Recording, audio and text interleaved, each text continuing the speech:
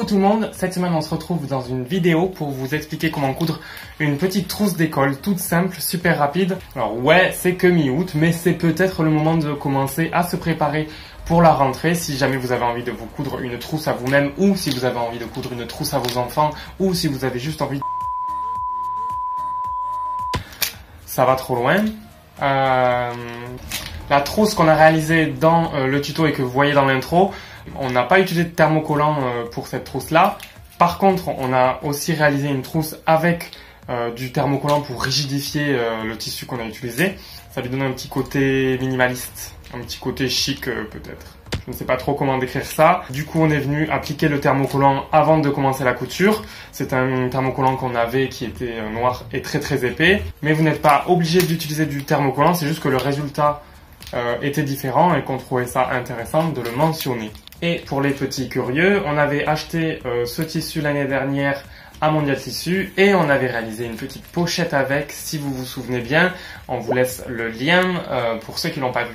Et pour ceux qui sont tombés sur cette vidéo par hasard, bienvenue sur Hello Superette, on est une chaîne de couture et on vous invite à vous abonner parce qu'on poste une vidéo tous les samedis et qu'on est toujours au rendez-vous. On vous laisse avec le tuto. Et du coup, pour réaliser cette trousse, il vous faudra du tissu un petit peu épais de préférence. On avait trouvé le nôtre au marché de Paurat en Thaïlande et on vous laisse le lien du vlog juste ici. Et une fermeture éclair de 25 cm à peu près. Alors on commence par découper un carré de 25 cm par 25 cm.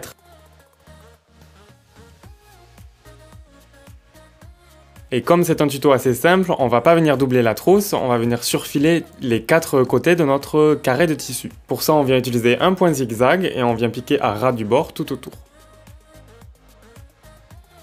On place notre zip face à nous et on va venir faire correspondre l'un des bords de notre carré avec le bord de notre zip. On l'aligne avec le zip de manière à laisser 1 cm devant le curseur et on vient épingler l'endroit de notre tissu avec du coup l'endroit de notre zip en faisant correspondre les bords.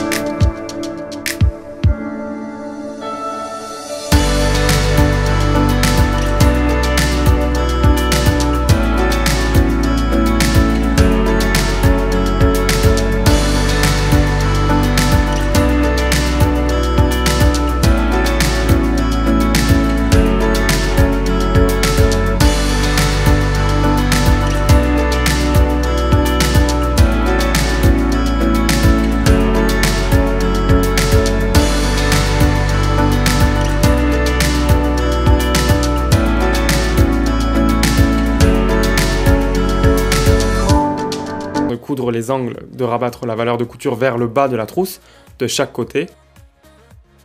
Et pour être sûr qu'on vient piquer nos 4 angles de manière identique, on vient prendre un repère sur notre machine à coudre, et on fait en sorte que la pointe de l'angle qu'on est en train de coudre touche ce repère pour les 4 coins. On coupe tous les angles qui servent plus à rien, et on vient surfiler pour que ce soit un maximum propre. On découpe le surplus de fermeture, on retourne la trousse et on pousse bien les angles. Et votre trousse à crayon, votre trousse de petit écolier modèle est complètement finie. Voilà, on espère que la vidéo vous a plu. Si vous avez kiffé, laissez un petit pouce bleu. On espère que vous avez appris à coudre une trousse à crayon et que vous êtes un peu plus à l'aise avec les fermetures éclairs. La semaine dernière, on vous a appris à coudre une braguette. Alors si vous avez loupé la vidéo, c'est peut-être le moment de cliquer pour la voir. Sachez que vous pouvez nous suivre sur Instagram pour être au courant de ce qu'on vous prépare entre deux petites vidéos. Envoyez-nous des photos de ce que vous réalisez, ça nous fait toujours super plaisir. N'oubliez pas de vous abonner à la chaîne YouTube si ce n'est pas déjà fait. Et nous, on vous dit à la semaine prochaine et on vous fait des gros bisous. Et si la voix de Léa vous manque, sachez qu'elle travaille beaucoup en ce moment. Vous pouvez lui laisser un petit commentaire d'amour spécial dédicace. Je suis sûr que ça lui fera trop plaisir. Bisous.